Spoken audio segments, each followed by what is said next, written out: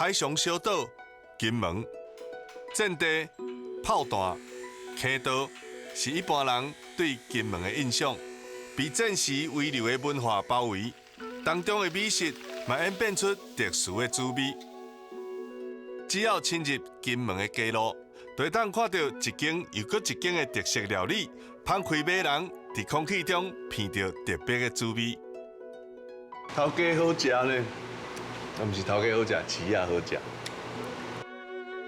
这的料理拢甲这片土地上一片一片随风摇拽的金黄色农作物有关系。